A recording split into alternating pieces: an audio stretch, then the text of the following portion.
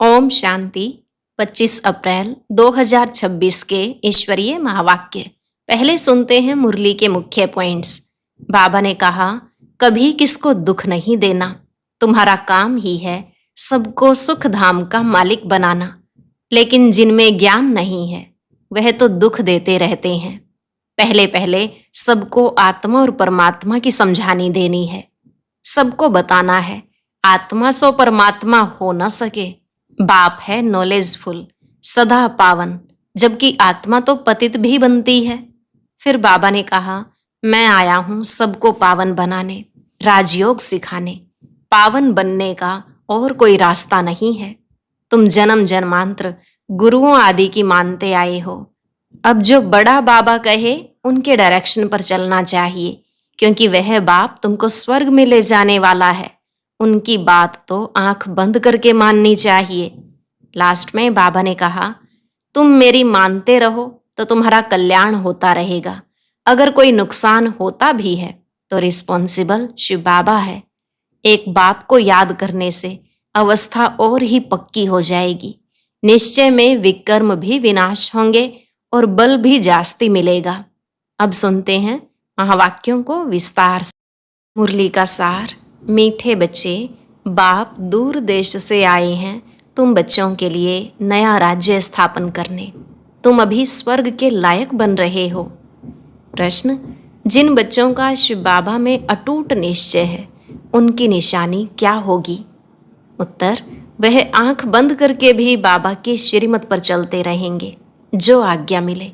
कभी ख्याल भी नहीं आएगा कि इसमें कुछ नुकसान ना हो जाए, क्योंकि ऐसे निश्चय बुद्धि बच्चों का रिस्पॉन्सिबल बाप है। उन्हें निश्चय का बल मिल जाता है। अवस्था अडोल और अचल हो जाती है। गीत, तुम ही हो माता, तुम ही पिता हो। ओम शांति। यह महिमा किसकी सुने, जिसको सिवाय तुम बच्चों के दुनिया में और कोई जानते नहीं है। यह है ऊंचते ऊंच बाप की महिमा। बाकी जिसकी भी महिमा करते हैं वह फालतू हो जाती है। ऊंचते ऊंच एक ही बाप है, लेकिन बाप की पहचान कौन देवे? खुद आकर आत्मा की और अपनी पहचान देते हैं। कोई भी मनुष्य को आत्मा की भी पहचान है नहीं। भल कहते हैं महान आत्मा, जीव आत्मा। शरीर जब छूट जाता है तो कहते आत्मा निकल जाती है, शरीर मुर्दा हो जाता है। आत्मा अविनाशी है, वह कभी खत्म नहीं होती। आत्मा जो स्टार मिसल है वह अति सूक्ष्म है, इन आँखों से देखने में नहीं आती है। कर्तव्य सब आत्मा करती है, परंतु घड़ी घड़ी देह अभिमान में आ जाते हैं तो कहते हैं मैं फलाना हूँ, मैं यह करता हूँ। वास्तव में करती सब आत्मा है, शरीर तो ऑर्गन्स है। यह साधु आदि भी जानते हैं कि आत्मा बहुत सूक्ष्म है, जो भ्रिकुटी के बीच में रहती है, परंतु उनको यह ज्ञान नहीं है कि आत्मा में यह पार्ट बजाने के संस्कार हैं। कोई कहते आत्मा में संस्कार होते नहीं, आत्मा निर्लेप है। कोई कहते संस्कारों अनुसार जन्म मिलता है। मतभेद बहुत हैं। यह भी किसको पता नहीं कि कौन सी आत्माएं 84 जन्म लेती हैं। तुम जानते हो कि सूर्यवंशियों को ही 84 का चक्र लगाना पड़ता है। आत्मा ही 84 का चक्र लगाए पतित बनती है। उनको अब पावन कौन बनाए? पतित पावन ऊंचते ऊंच एक ही बाप है। उनकी महिमा सबसे ऊंच है। 84 जन्म सब तो नहीं लेते, पीछे आने वाले तो 84 जन्म ले न सके। सब इकट्ठे तो नहीं आते हैं। जो पहले पहले सतयुग में आएंगे, सूर्यवंशी राजे और प्रजा, उन्हों के 84 जन्म होते हैं। पीछे तो मनुष्यों की बहुत वृद्धि होती है ना। फिर कोई के 83, कोई के 80 जन्म होते हैं। वहाँ सतयुग में तो पूरी 150 वर्ष आयु होती है।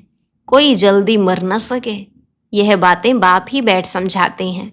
अब कोई परम पिता परमात्मा को नहीं जानते हैं। बाप कहते हैं कि जैसे तुम्हारी आत्मा है वैसे मेरी भी आत्मा है। तुम सिर्फ जन्म मरण में आते हो, मैं नहीं आता हूँ।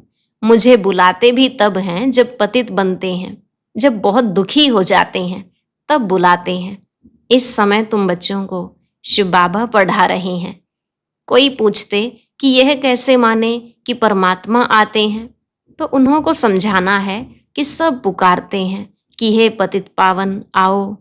अब वह है निराकार, उनको अपना शरीर नहीं है, आना भी है पतित दुनिया में, पावन दुनिया में तो नहीं आएंगे। ऐसे समझाना चाहिए। यह भी समझाना है कि परमात्मा इतना छोटा है जैसे आत्मा छोटी है, परंतु वह है मनुष्य सृष्टि का बीज रूप, नॉलेजफुल। बाप कहते हैं कि तुम मुझे परम पिता परमात्मा कहते हो, पुकारते हो, तो जरूर आएंगे ना। गायन भी है कि दूर देश का रहने वाला आया देश पर आए। अभी बाप द्वारा मालूम पड़ा है कि अभी हम पराये देश अर्थात रावण के देश में हैं। सतयुग त्रेता में हम ईश्वरीय देश अर्थात अपने देश में थे। फिर द्वापर से लेकर हम पराये देश, पराये राज्य में आ जाते हैं, वाम मार्ग में आ जाते हैं। फिर भक्ति शुरू हो जाती है। पहले पहले शिव बाबा की भक्ति करने लग जाते हैं। वे लोग शिव का इतना बड़ा लिंग बनाते हैं, परंतु इतना बड़ा तो वह है नहीं। अभी तुमने समझा है कि आत्मा और परमात्मा में क्या फर्क है। वह है नॉलेजफुल, सदा पावन, सुख का सागर, आनंद का सागर है। यह परम आत्मा की महिमा है ना। अब बुलाते हैं कि हे पतित पावन आओ। वह है परम पिता जो कल्प कल्प आते हैं। दूर देश के रहने वाले मुसाफिर को बुलाते हैं, उनकी महिमा गाते हैं। ब्रह्मा सरस्वती को तो बुलाते नहीं हैं, पुकारते हैं निराकार परमात्मा को। आत्मा बुलाती है कि दूर देश के रहने वाले अब आओ देश पर आए, क्योंकि सब पतित बन चुके हैं। मैं भी आऊंगा तब जब रावण राज्य खत्म होना होगा। मैं आता भी हूं संगम युगे, यह किसको भी पता नहीं है। कहते भी हैं कि वह परमात्मा बिंदी है। आजकल फिर कहते हैं आत्मा सो परमात्मा, परमात्मा सो आत्मा। आत्मा सो परमात्मा हो न सके। आत्मा परमात्मा दोनों अलग अलग हैं, रूप दोनों का एक जैसा है, परंतु आत्मा पतित बनती है, 84 जन्मों का पार्ट बजाना पड़ता है। परमात्मा जन्म मरण रहित है। अगर आत्मा सो परमात्मा कहते तो क्या सतो प्रधान परमात्मा तमो प्रधान में आते हैं? नहीं, यह तो हो न सके। बाप कहते हैं कि मैं आता हूं सर्व आत्माओं की सर्विस करने।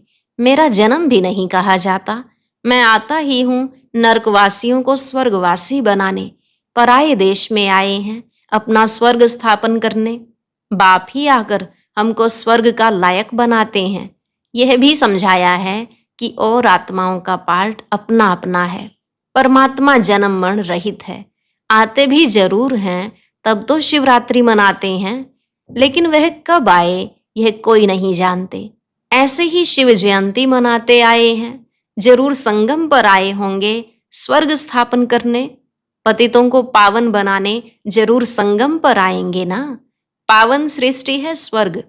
कहते हैं पतित पावन आओ। फिर जरूर पतित दुनिया के विनाश का समय होगा, तभी पावन दुनिया स्थापन करेंगे। युगे युगे तो नहीं आते। बाप कहते हैं मुझे संगम पर ही आकर पतित दुनिया को पावन बनाना है। यह पराया देश है, रावण का देश, परंतु यह कोई मनुष्य थोड़े ही जानते कि रावण का राज्य चल रहा है। कब से यह रावण राज्य शुरू हुआ कुछ भी पता नहीं। पहली पहली मुख्य बात आत्मा और परमात्मा का राज समझाना है। फिर समझाना है कि वह कल्प के संगम युग पर आते हैं पावन बनाने। यह काम उनका ही है। श्री कृष्ण तो खुद ही 84 जन्म ले नीचे उतरते हैं। सूर्यवंशी सब नीचे उतरते हैं। झाड़ आधा ताजा आधा पुराना थोड़े ही होगा। जड़जड़ी भूत अवस्था सबकी होती है। कल्प की आयु का भी मनुष्यों को पता नहीं है। शास्त्रों में लंबी चौड़ी आयु दे दी है। यह बाप ही बैठ समझाते हैं। इसमें और प्रश्न उठ न सके। रचता बाप सच ही बोलते हैं। हम इतने बीके हैं, सब मानते हैं, तो जरूर है तब तो मानते हैं। आगे चल जब निश्चय होगा तो समझ में भी आ जाएगा। पहले पहले मनुष्यों को यह समझाना है कि परम पिता परमात्मा निराकार दूर देश से आए हैं, परंतु किस शरीर में आए, सूक्ष्म वतन में आकर क्या करेंगे। जरूर यहां आना पड़े। प्रजापिता ब्रह्मा भी यहाँ चाहिए। ब्रह्मा कौन है, यह भी बाप बैठ समझाते हैं। जिसमें प्रवेश किया है वह अपने जन्मों को नहीं जानते थे, तो बच्चे भी नहीं जानते थे। बच्चे भी तब बनते जब मैं एडॉप्ट करता हूँ। मैं इन साकार सहित बच्चों को समझाता हूँ कि क्या तुम अपने जन्मों को भूल गए हो? अभी सृष्टि का चक्र पूरा होता है, फिर रिपीट होगा। मैं आया हूँ पावन बनाने के लिए, राजयोग सिखाने। पावन बनने का और कोई रास्ता नहीं है। अगर यह राज मनुष्य जानते तो गंगा आदि पर स्नान करने, मेले आदि पर जाते नहीं। इन पानी की नदियों में तो सदैव स्नान करते रहते हैं, द्वापर से लेकर करते आए हैं। समझते हैं कि गंगा में डुबकी मारने से पाप नाश होंगे, परंतु कोई के भी पाप नाश नहीं होते हैं। पहले तो आत्मा और परमात्मा का ही राज बताओ। आत्माएं ही परमात्मा बाप को पुकारती हैं। वह निराकार है, आत्मा भी निराकार है। इन ऑर्गन्स द्वारा आत्मा पुकारती है। भक्ति के बाद भगवान को आना है, यह भी ड्रामा में पार्ट है। बाप कहते हैं मुझे नई दुनिया स्थापन करने आना पड़ता है। शास्त्रों में भी है कि भगवान को संकल्प उठा तो जरूर ड्रामा प्लान अनुसार संकल्प उठा होगा। आगे इन बातों को थोड़े ही समझते थे, दिन प्रतिदिन समझते जाते हैं।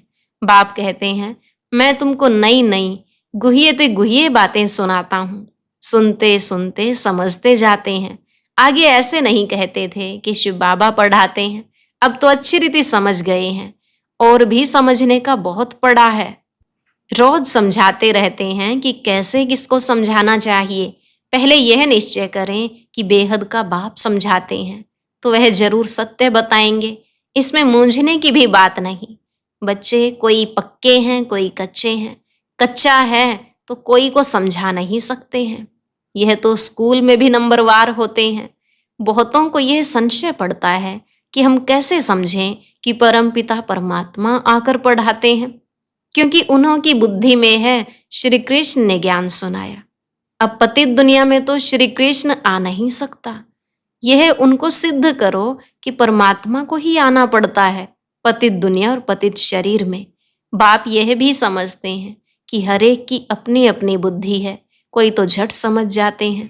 जितना हो सके समझाना है। ब्राह्मण सब एक जैसे नहीं होते हैं, परंतु देह अभिमान बच्चों में बहुत है। यह बाबा भी जानते हैं कि नंबरवार है। डायरेक्शन पर बच्चों को चलना पड़े। बड़ा बाबा जो कहे वह मानना चाहिए। गुरुओं आदि की तो मानते आए हो। अब बाप जो स्वर्ग में ले जाने वाला है, उनकी बात तो आंख बंद कर माननी चाहिए। परंतु ऐसे निश्चय बुद्धि है नहीं। भल उसमें नुकसान हो और फायदा हो, मान लेना चाहिए। भल समझो नुकसान भी हो जाए, फिर भी बाबा कहते हैं ना। हमेशा ऐसे समझो कि शिव बाबा ही कहते हैं। ब्रह्मा के लिए मत समझो। रिस्पॉन्सिबल शिव बाबा होगा। उनका यह रथ है, वह ठीक कर देंगे। कहेंगे कि मैं बैठा हूं। हमेशा समझो कि शिव बाबा ही कहते हैं। यह कुछ नहीं जानते, ऐसे ही समझो। एक तरफ तो निश्चय रखना चाहिए। शिव बाबा कहते मेरा मानते रहो तो तुम्हारा कल्याण होता रहेगा। यह ब्रह्मा भी अगर कुछ कहते हैं तो उनका भी रिस्पॉन्सिबल मैं हूं। तुम बच्चे फिक्र नहीं करो। शिव बाबा को याद करने से अवस्था और ही पक्की हो जाएगी। निश्चय में विकर्म भी विनाश होंगे, बल भी मिलेगा। जितना बाबा को याद करेंगे उतना बल जास्ती मिलेगा।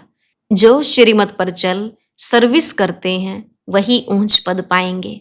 बहुतों में देह अभिमान बहुत रहता है। बाबा देखो सब बच्चों से कैसे प्यार से चलता है। सबसे बात करते रहते हैं। बच्चों से पूछते हैं कि ठीक बैठे हो, कोई तकलीफ तो नहीं है। लव होता है बच्चों के लिए। बेहद के बाप को बच्चों के लिए बहुत बहुत लव है। जो जितनी श्रीमत पर सर्विस करते हैं उस अनुसार लव रहता है। सर्विस में ही फायदा है।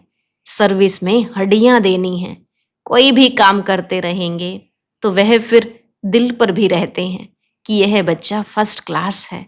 परंतु चलते चलते किसी पर ग्रहचारी भी बैठती है। माया का सामना होता है ना। ग्रहचारी के कारण फिर ज्ञान उठा नहीं सकते। कई तो फिर कर्मणा सेवा अथक होकर करते हैं। तुम्हारा काम है सबको सुखधाम का मालिक बनाना, किसको दुख नहीं देना। ज्ञान नहीं है तो फिर बहुत दुख देते हैं, फिर कितना भी समझाओ तो समझते नहीं। पहले पहले समझानी देनी है आत्मा और परमात्मा की, कैसे आत्मा में 84 जन्मों का पार्ट भरा हुआ है, जो अविनाशी पार्ट है, कभी बदलने का नहीं है, ड्रामा में नोंधा हुआ है। यह निश्चय वाला कभी हिलेगा नहीं। बहुत हिल जाते हैं, पिछाड़ी में जब भंभोर को आग लगेगी तब अचल बन जाएंगे। अभी तो बहुत युक्ति से समझाना है। अच्छे अच्छे बच्चे तो सर्विस पर रहते हैं, दिल पर चढ़े रहते हैं, बहुत तीखे जाते रहते हैं, बहुत मेहनत करते हैं, उनको सर्विस का बहुत शौक रहता है। जिनमें जो गुण है वह बाबा वर्णन करते हैं। अच्छा, मीठे मीठे सिकलधे बच्चों प्रति माता पिता बाप दादा का याद प्यार और गुड मॉर्निंग। रूहानी बाप की रूहानी बच्चों को नमस्ते। रूहानी बच्चों की रूहानी बाप दादा को नमस्ते नमस्ते, गुड मॉर्निंग, शुक्रिया बाबा, शुक्रिया। धारणा के लिए मुख्य सार। पहला पॉइंट, सर्विस में हड्डियां देनी है, किसी भी बात में संशय नहीं उठाना है, सबको सर्विस से सुख देना है, दुख नहीं। दूसरा, निश्चय के बल से अपनी अवस्था को अडोल बनाना है। जो श्रीमत मिलती है उसमें कल्याण समाया हुआ है, क्योंकि रिस्पॉन्सिबल बाप है, इसलिए फिक्र नहीं करना है। वरदान, योगयुक्त स्थिति द्वारा सूक्ष्म व कड़े बंधनों को क्रॉस करने वाले बंधन मुक्त भव। योगयुक्त स्थिति द्वारा सूक्ष्म व कड़े बंधनों को क्रॉस करने वाले बंधन मुक्त भव। बाबा ने कहा योगयुक्त की निशानी है बंधन मुक्त। योगयुक्त बनने में सबसे बड़ा अंतिम बंधन है स्वयं को समझदार समझकर श्रीमत को अपने बुद्धि की कमाल समझना, अर्थात श्रीमत में अपनी बुद्धि मिक्स करना, जिसे बुद्धि का अभिमान कहा जाता है। और दूसरा, जब कभी कोई कमजोरी का इशारा देता है अथवा बुराई करता है, यदि उस समय जरा भी व्यर्थ संकल्प चला तो भी बंधन है। जब इन बंधनों को क्रॉस कर हार जीत निंदा स्तुति में समान स्थिति बनाओ, तब कहेंगे संपूर्ण बंधन मुक्त। स्लोगन, पहले सोचना फिर करना, यही ज्ञानी तू आत्मा का गुण है। पहले सोचना फिर करना, यही ज्ञानी तू आत्मा का गुण है। अव्यक्त इशारे, महान बनने के लिए मधुरता और नम्रता का गुण धारण करो। जैसे अनजान बच्चा नुकसान वाली चीज को खिलौना समझता है तो उसे कुछ देकर छुड़ाना पड़ता है, ऐसे जो अल्पकाल का मान शान व अल्पकाल की इच्छा रखते हैं, उन्हें मान देकर स्वयं निर्माण बन जाओ। उस समय यदि उन्हें शिक्षा देंगे तो टकराव पैदा होगा। इसलिए ऐसे समय पर युक्ति युक्त चलन से, परोपकारी बन क्षमा भाव से सम्मान देकर पहले उन्हें समझदार बनाओ, जिससे वह स्वयं महसूस करे कि यह बात नुकसानकारक है। आज का अव्यक्त ज्ञान मोती सुनने के लिए ऊपर दिए गए बॉक्स पर क्लिक करें। अगर बॉक्स दिखाई नहीं दे रहा है तो ऊपर जो कॉर्नर में शो लिखा हुआ है उस पर क्लिक करें।